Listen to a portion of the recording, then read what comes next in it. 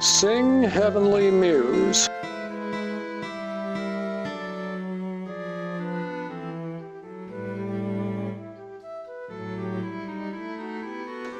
Say first, for heaven hides nothing from thy view, nor the deep tract of hell. Say first what caused our parents in that happy state of Eden to fall off from their Creator.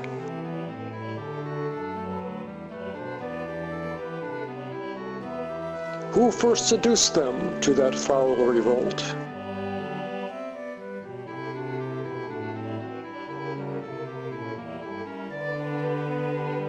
The infernal serpent. He it was whose guile, stirred up by envy and revenge, deceived the mother of mankind. What time? He trusted to have equaled the Most High if he opposed, and with ambitious aim, against the throne and monarchy of God, raised impious war in heaven, and battle proud with vain attempt. Him the almighty power hurled headlong flaming from the ethereal sky, with hideous ruin and combustion, down to bottomless perdition, there to dwell in penal fire, who durst defy the omnipotent to arms. Now the thought of both lost happiness and lasting pain torments him. Round he throws his baleful eyes that witnessed huge affliction and dismay. A dungeon horrible on all sides round as one great furnace flamed, yet from those flames no light, but rather darkness visible, served only to discover sights of woe where peace and rest can never dwell. Hope never comes that comes to all, but torture without end still urges.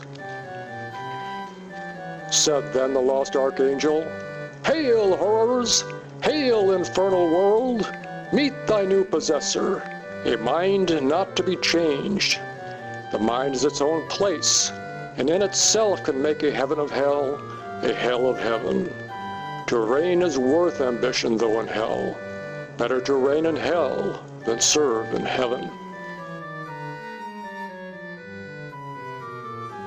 Satan builds a city in hell. Nigh on the plain with wondrous art, a fabric huge rose like an exaltation, with the sound of dulcet symphonies and voices sweet, built like a temple. Meanwhile the heralds, by command of sovereign power, with awful ceremony and trumpet sound, throughout the host proclaim a solemn council to be held in Pandemonium, the high capital of Satan and his peers. Satan exalted thus displayed, "Powers and dominions, I give not heaven for lost. Whether for open war or covert guile we now debate. Who can advise may speak." Moloch, the strongest and fiercest spirit that fought in heaven, these words thereafter spake, "My sentence is for open war. Turning our torches into horrid arms, he shall see black fire and horror shot among his angels, which if not victory, is yet revenge." On the other side rose up Belial, though his tongue dropped manna, to nobler deeds timorous and slothful. What if from above should intermitted vengeance arm again his red right hand to plague us, and hell should spout her cataracts of fire, threatening hideous fall upon our heads? This would be worse. War, therefore, dissuades.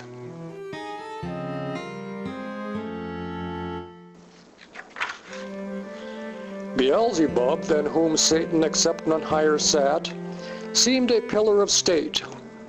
On his front engraven deliberation sat, while thus he spake, "Thrones and imperial powers, war hath determined us and foiled with loss irreparable. What if we find some easier enterprise? There is a place, the happy seat of some new race called man to be created. Thither let us bend our thoughts, and where their weakness, seduce them to our party, that their God may prove their foe. This would surpass common revenge."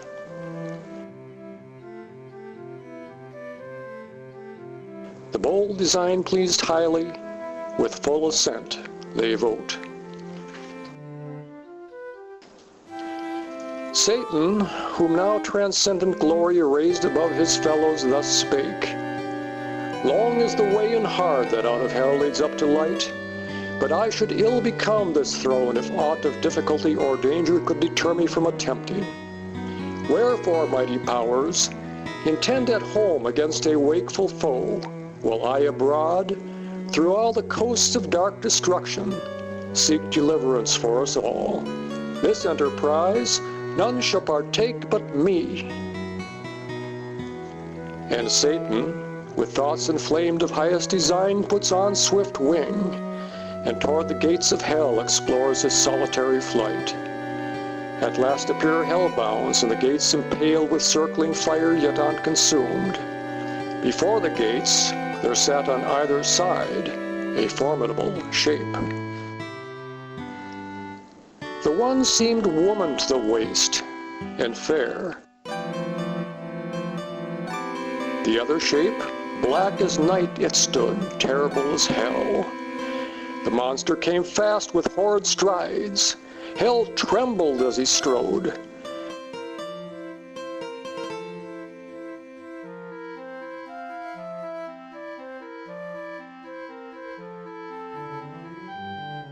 Satan, undaunted, thus began. What art thou that darest to thwart my way to yonder gate? Retire, or taste thy folly. The goblin replied, Art thou that traitor angel? Reckonest thyself with spirits of heaven, where I reign king, thy king and lord? So spake the grisly terror. Satan stood unterrified. So matched they stood, for never but once more was either like to meet so great a foe. And now the snaky sorceress with hideous outcry rushed between. O Father, what intends thy hand against thy only son? What fury, O son, possesses thee to bend that mortal dart against thy father's head? To her Satan returned, Why thou call'st me father, and that phantasm my son? I know thee not, nor ever saw a sight more detestable than him and thee.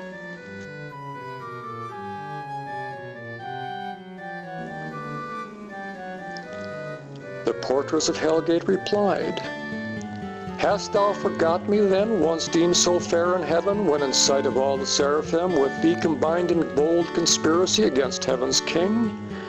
All of a sudden miserable pain surprised thee, while thy head fast thick flames threw forth, till out of thy head I sprung. All the host of heaven recoiled and called me sin. But I with attractive graces won the most adverse, thee chiefly, who becamest enamored. In such joy thou tookst with me, that my womb conceived a growing burden.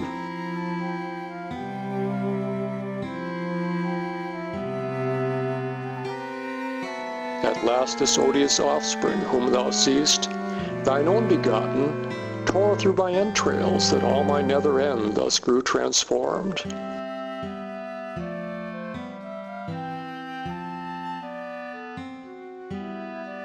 I fled and cried out, Death! Hell trembled at that hideous name, and sighed from all her caves. I fled, but he pursued, and in embraces forcible and foul begot these yelling monsters.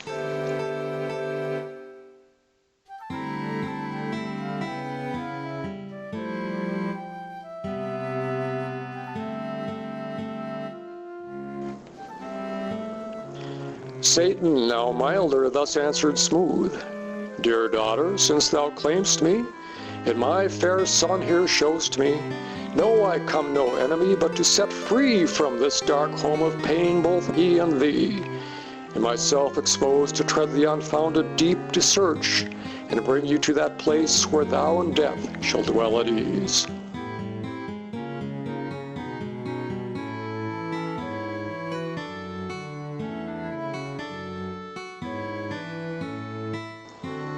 Both seem highly pleased. Thus from her side the fatal key she took. On a sudden opened fly the infernal doors, redounding smoke and ruddy flame, before a vast illimitable ocean. The wary fiend at last his sail abroad vans he spread for flight.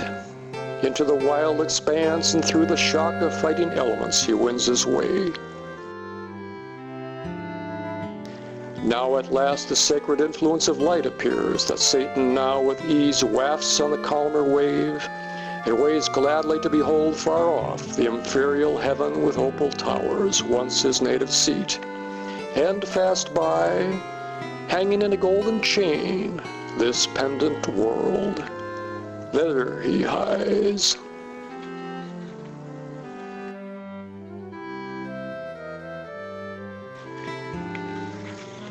So on he fares, and to the border comes of Eden, where nature crowns with her enclosure green. Blossoms and fruits at once appeared, with gay enameled colors mixed. Nature boon poured forth profuse on hill and dale and plain, where the fiend saw all kind of living creature, new to sight and strange.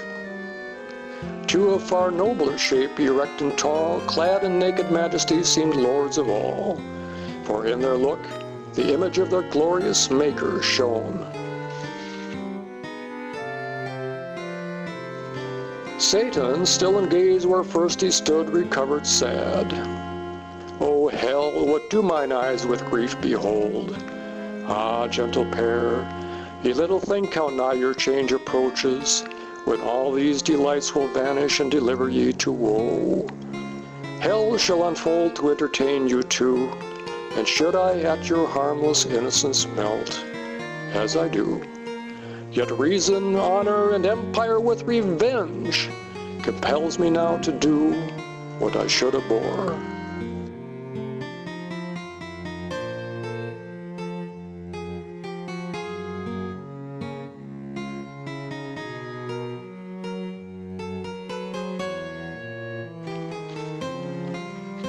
The angel Raphael brings warning of Satan to Adam and Eve. A seraph winged now is come into the blissful field. Adam called hither Eve, and Raphael thus began. Son of heaven and earth, attend, that thou art happy, O to God, that thou continuest such, O to thyself. Freely we serve, in this we stand or fall, and some are fallen from heaven to deepest hell. How shall I relate the ruin of so many glorious once and perfect while they stood? As heaven's great year brings forth, the host of angels before the Almighty's throne appeared. Thus while they stood, the Father infinite, by whom embosomed sat the Son, thus spake. Hear, progeny of light, hear my decree. My only Son, whom ye now behold, your head I him appoint. To him shall bow all knees in heaven, and shall confess him Lord. Him who disobeys, me disobeys, and that day cast out from God, falls into utter darkness without redemption. So spake the Omnipotent. Satan, with envy against the Son of God, could not bear through pride that sight, and thought himself impaired. Deep malice thence conceiving, he resolved with all his legions to dislodge the throne supreme.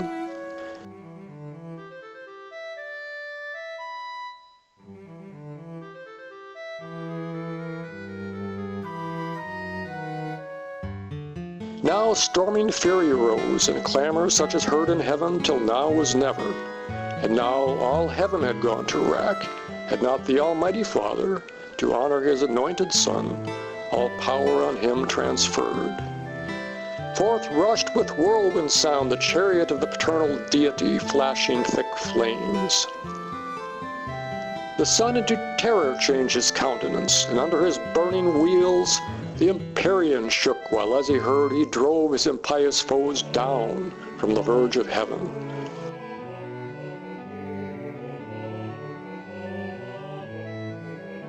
Eternal wrath burned after them to the bottomless pit. Thus to thee I have revealed, that thou mayst beware by what is past.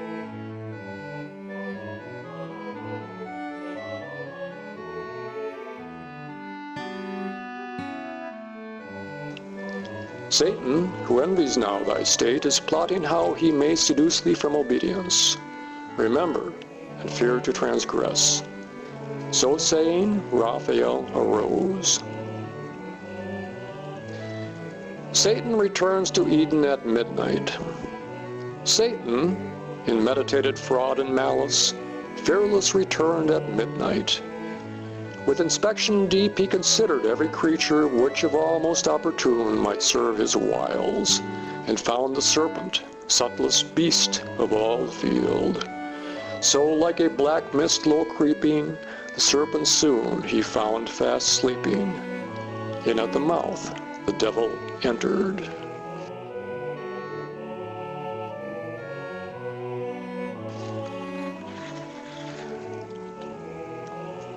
Now and since the break of dawn the fiend, mere serpent in appearance, forth was come and on his quest.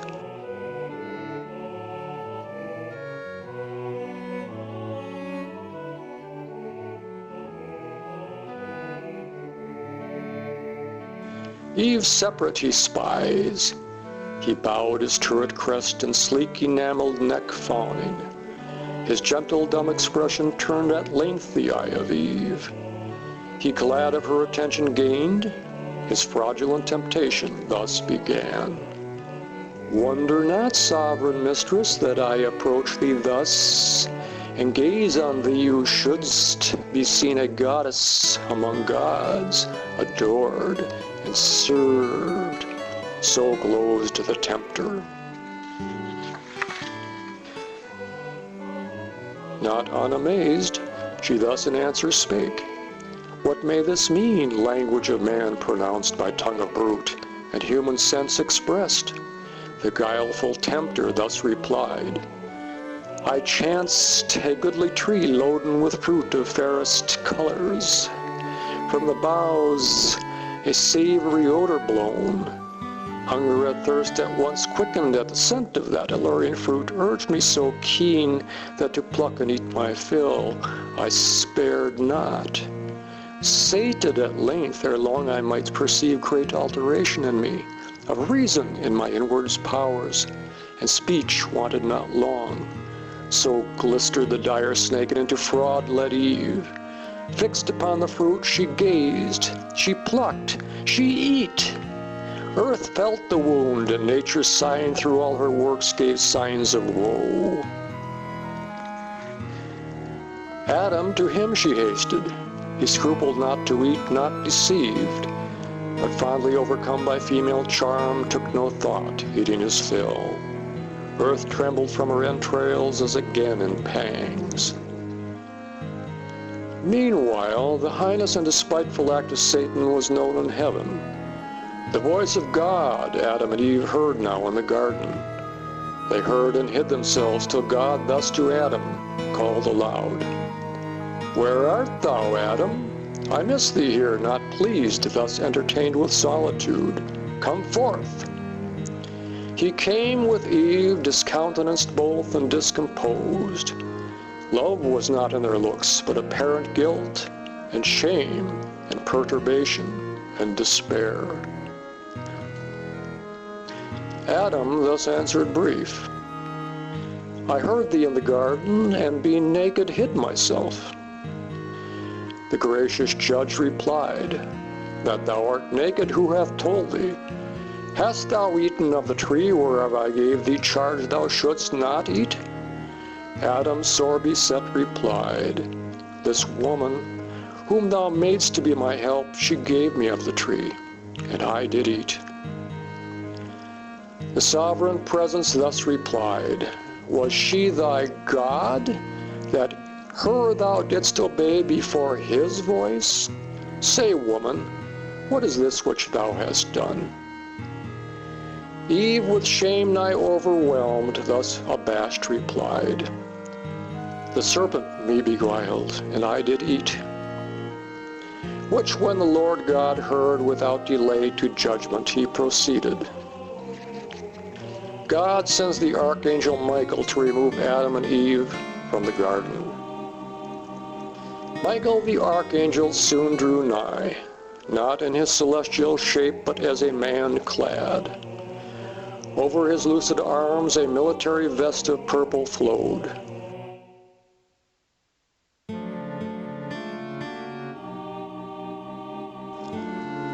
Adam, to remove thee I am come, and send thee from the garden forth. In either hand the hastening angel caught our lingering parents, and to the eastern gate led them direct. They, looking back, all the eastern side beheld of paradise, so late their happy seat. Some natural tears they dropped, but wiped them soon. The world was all before them. They, hand in hand, with wandering steps and slow, through Eden took their solitary way.